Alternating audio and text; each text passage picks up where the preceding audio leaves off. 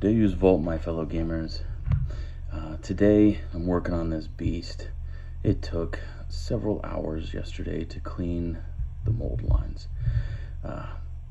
Really rough job because all these individual pieces, the arms, the tentacles, the head part, and his feet, and his back tentacles, this big old chunk here, they're all individual pieces. So each piece has its own trace of mold lines. And to be honest with you, I don't know if I have them all. I feel I do because I am a perfectionist kind of when it comes to mold lines. So anyway, I had to get those all off. And when you clean mold lines off of this, game piece plastic garbage that this guy's made of, what you want to do is it's going to have some white kind of film, and it's going to have little lines on it. It's just the type of material that it's made of. When you run across it with an X-Acto knife, it's going to bump really finely. So it's going to look like an Asian chef just really getting with it, cutting vegetables. You're going to have all those little bumps. Those are very easy to deal with if they're not too deep. If they're too deep, you're going too hard with your X-Acto. I did a video about cleaning up this plastic stuff, but just real quick, because it's a tip that everyone should know, you go over those lines with some extra thin cement, and it kind of melts them and smooths everything out.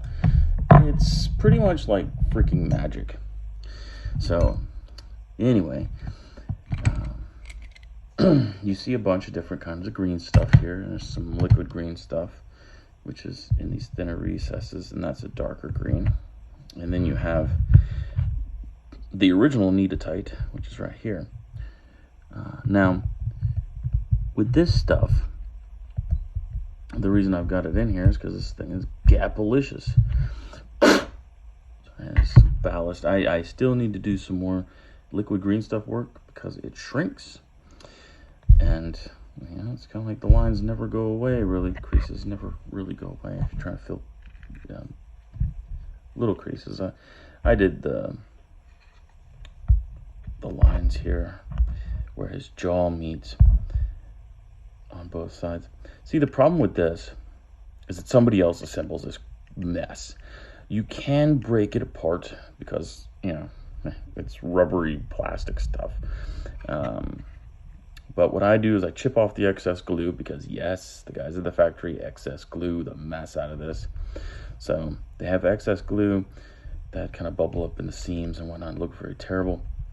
And also, especially with this tentacle, you can see I sculpted a bit more on it, and this all needs sanding and fine tuning. But with this tentacle, they have it. Okay, the tentacle is supposed to actually go in like this and sit solidly, but they put it in like this, and so there was this huge gap right here where it should fit flush. So, whatever. It doesn't. Now, these models do not come with bases.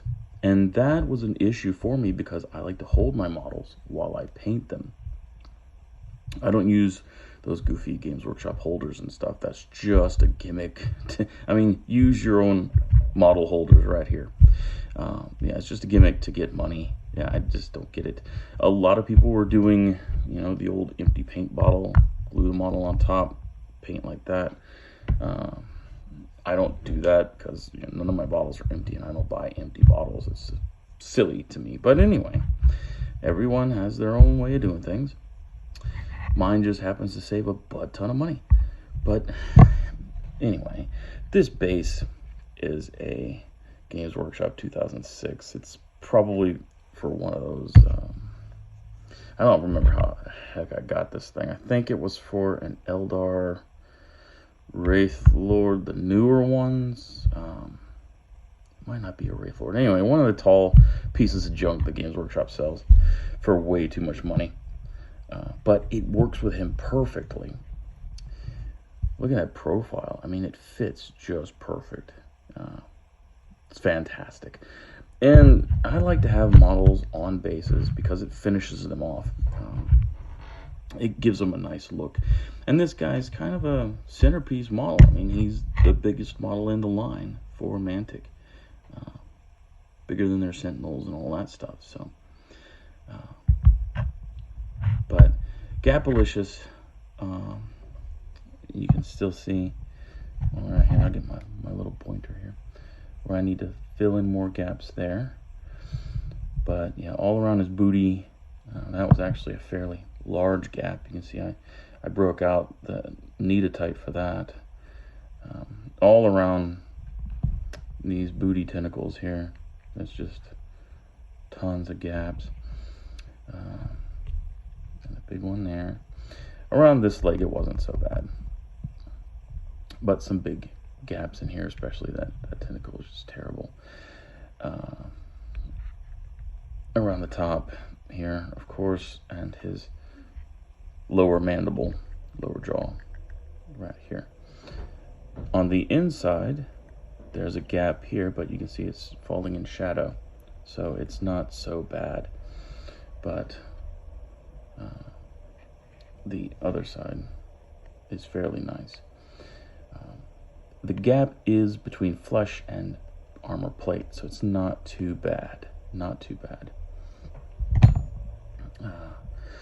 But yes, serious mold lines. The tentacles, the like tentacles, I guess, the tentacles, I don't know. But they had mold lines all over them. Of course, his man beard had tons of them. Each of these had them. And actually, what's odd is down here on the back, you had mold lines going down each of these back tentacles, but it's a solid piece there. And so the mold line went down through armor plates at weird angles. It went, yeah, it was very strange. And in the front here, you can't see it because I did my little magic trick with the thin cement. But on, I think starting here, there was a mold line going down here, down here, down here, at an angle, and it was on both sides, down here, down here, down here. Very, very odd. So you have to watch out for the mold line patterns on these different parts because they will trip you up. There's a bunch of them. But I feel that if you get one of these bases, you're going to be in like Flint. This guy basically takes up a cube by himself, game rules wise. He's massive. And so it doesn't matter what size his base is, to be honest with you. This just fits in perfectly. So I decided to go with it. And yeah, I'll be smoothing that piece down. I don't, come on, man, undergate it. Put the damn thing down here. Why does there need to be an injection pin mark right here? I don't know. Because they hate their players? Or maybe because the stupid giant robot that they have is supposed to be mounted facing this way, and you, while you're playing, get to look at that ugly injection pin mark. But whatever, hey, you know what? They don't care about their gamers anyway. But, and if, oh man, if Mantic made this dude out of resin or made him out of a good plastic, yes, he'd be a little bit more expensive, but the detail would pop more. I mean, look at these tentacles. It's terrible. There's hardly any definition in those guys. Give us some crisp lines. And this Milton Bradley plastic doesn't really do it. It falls short. There's a lot of smoothed out detail here, which it should be crisp detail. And painting can only do so much. That's just a fact, Jack. But I'm excited to get him completely, smoothed out, get these chunky bits smoothed out and make it look like a jawline. Do a bit more sculpting on the tentacle here and get that nice and skexy. And then we'll get him painted up. As of this video, I have one more ogre to paint. You're looking at him. And actually, he should be just called a crab. But anyway, so I got one more of those to paint. I have the Terror. And then I got this Joker. I've painted everything else. So I should be able to breeze through this, no problem. This guy I think is going to be a lot of fun to paint just because he's big, he's gnarly. And I love big, gnarly models. He's very cool despite his Milton Bradley plastic and lack of really crisp details. That's basically the fault with all these models, lack of really crisp details. But regardless, you guys take it easy. I'm going to be doing a little bit more work on him, and you'll see him very soon with the rest of the guys. Yeah, carry a liaison, y'all.